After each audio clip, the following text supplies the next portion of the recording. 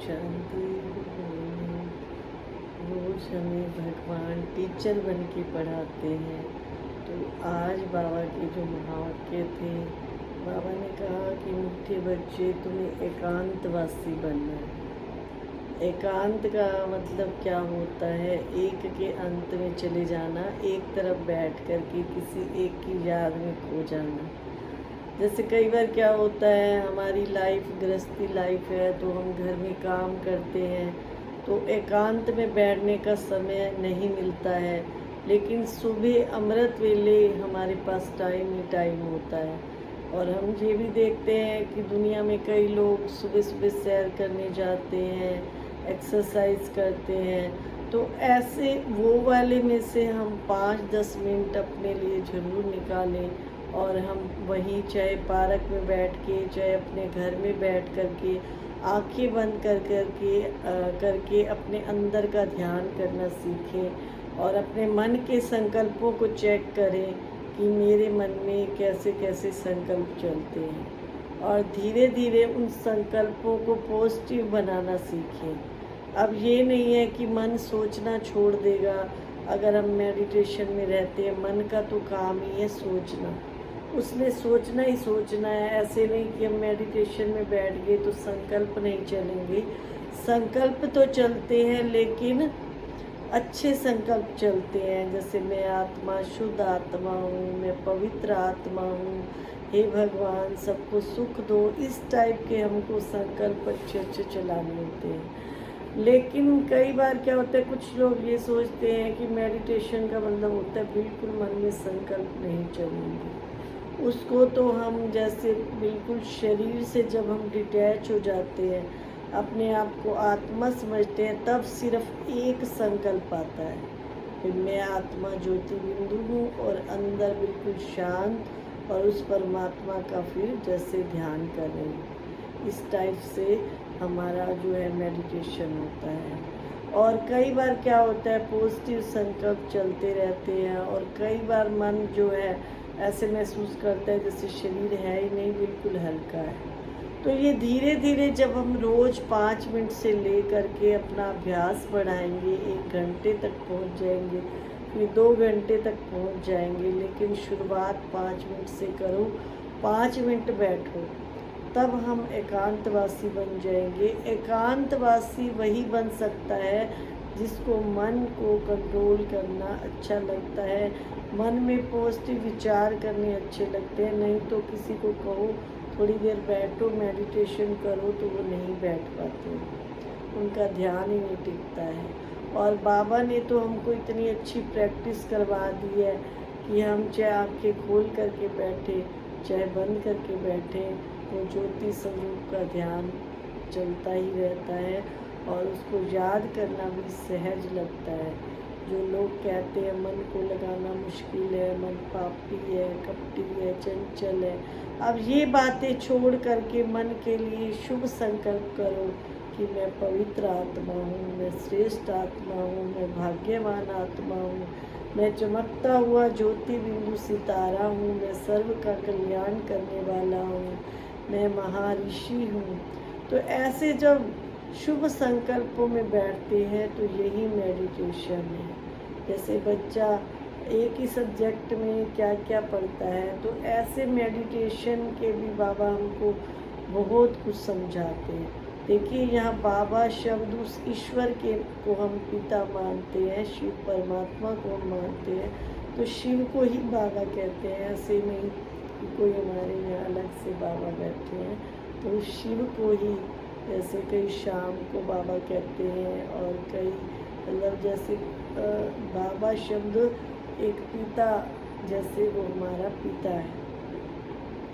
तो ये तो हुई एकांत की बात। और दूसरा बाबा ने कहा कि आपको पूरा दिन में ये चेक करना है कि मैं किसी के साथ रफ टफ तो नहीं बोलता हूँ। सबसे बड़ा पाप है, बाबा ने कहा, कि किसी के साथ उल्टा सुल्टा बोल देना या रफ टफ बोल देना। बोलते हैं लेकिन ध्यान नहीं देते हैं। चाहे कोई ज्ञान में चल रहा है, चाहे कोई ज्ञान में नहीं चलता है, तो भी हमको पता नहीं चलता है कि हमने किसके साथ ये गलत बोला है या सही बोला है। तो चेकिंग करनी है अपने आप की कि मैं किसी को रफ टफ तो नहीं बोलता हूँ। इसके लिए बाबा हमको 5 बातें कहते हैं कि कम बोलो, धीरे बोलो, मीठा बोलो, सोच कर बोलो। और हम क्या करते हैं, सोचते भी नहीं हैं, बोल देते हैं जो आया। और कम भी कहाँ बोलते हैं, पूरा दिन सोचते हैं, बातें ही करते रहे। तो जब हम अपने आप पे ध्यान देते हैं तो अंदर की अवस्था इतनी अच्छी हो जाती है, ग्रस्त व्यवहार में रहते हुए भी हमारा ऐसे मन करता है जैसे मैं इस दुनिया से उपराम हूँ, ट्रस्टी हूँ, न्यारा और प्यारा हूँ। कमल का फूल जो है वो रहता कीचड़ में है, लेकिन वो अलग से खिल करके रहता है। तो रोज़ परमात्मा के महावाक्य में हमको रोज़ छोटी छोटी बातें ये सीखने को मिलती हैं। फिर हम सारा दिन उसको जो है विचार करते हैं कि आज मुझे कैसे रहना है। रोज़ हमें अच्छी अच्छी धारणाएं की पॉइंट मिलती है। आज जैसे हमको अपने आप पे ध्यान देना है कि मुझे किसी को भी रफ टफ नहीं बोलना और एकांतवासी बनना है, उस परमात्मा का ध्यान करना है। तो क्या होता है, भगवान की इस दुनिया में हम सारे रहते हैं, रहते हुए भी हम अपने आप पे ध्यान नहीं देते हैं। जैसे अगर ध्यान दे तो हमारे को ये दुनिया भी वैसी दिखाई दे। जैसे एक बार एक राजा था, उसके 3 बच्चे थे। उन्होंने सोचा चल आज बच्चों को परखता हूँ कि मेरे बच्चे कैसे हैं। तो उन्होंने तीनों बच्चों को राज दरबार में कहा कि आज तुम्हें नाशपाती का पेड़ देख करके आना है।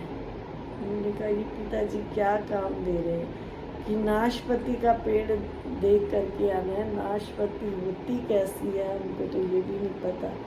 लेकिन फिर भी बच्चों को जैसे वो चित्र दिखाया गया वो फ्रूट का, ये नाशपाती होती है। तो 2 बच्चे उसमें से बहुत ही आलसी थे और एक बच्चा जो है समझदार था। वो उसी दिन जैसे ही पिता की आज्ञा हुई तो वो देखने के लिए चल पड़ा और जंगल में उसने क्या देखा कि बहुत हरा भरा वृक्ष है, उस पर बहुत सारे जो है फल लगे हुए हैं। तो ऐसे जो 2 और बच्चे थे वो थोड़े आलसी थे। एक बच्चा 4 महीने रुक के गया, 1 महीना 2 महीने रुक के गया। जब काफ़ी समय बाद पिता ने बच्चों को फिर राज दरबार में बुलाया तो तीनों बच्चे हाजिर हुए। तो पहले बच्चे का तो ये आंसर था कि पिताजी वो पेड़ तो बिल्कुल सूख चुका था, फल तो उस पर थे ही नहीं। और दूसरे ने कहा कि पत्ते ही पत्ते लगे हुए थे, फल तो उस पर पिताजी थे ही नहीं। और तीसरे ने बहुत ही अच्छा कहा कि पिताजी वो जो पेड़ था उस पर बहुत सारे फल लगे हुए थे। तो हम भी क्या करते हैं, परमात्मा ने हमको इस संसार में भेजा। कई तो इस संसार के लिए कहते क्या है संसार, दुख ही दुख है, कांटों का जंगल है संसार और स्वार्थ की दुनिया। इस टाइप से हम उल्टा सुल्टा ये बातें करते रहते। ठीक है, कलयुग है, स्वार्थ की दुनिया है, लेकिन जो परमात्मा के आज्ञाकारी बच्चे हैं, जैसे पिता ने कहा वैसे मानते हैं, उनके लिए तो यही कलयुग ही क्या है, स्वर्ग है। उनको ऐसे लगता है जैसे मैं यहाँ बैठा भी कहाँ पे हूँ, स्वर्ग में हूँ। तो अपनी बस सोच को बदलना है और कुछ नहीं करना है। ये नहीं आप चाहे कहीं जाओ चाहे ना जाओ, सत्संग सुनो चाहे ना सुनो, एक अपनी सोच परिवर्तन कर लो। उसके लिए आपको कुछ अच्छा पढ़ना होगा, अच्छा सोचना होगा, अच्छा करना होगा, तब हमारी सोच जो है अच्छी होगी। तो विशेष आज हमको ये ध्यान देना है कि मैं किसी के साथ रफ टफ तो नहीं बोली हूँ और कम बोलने का अभ्यास करना है। ओम शांति।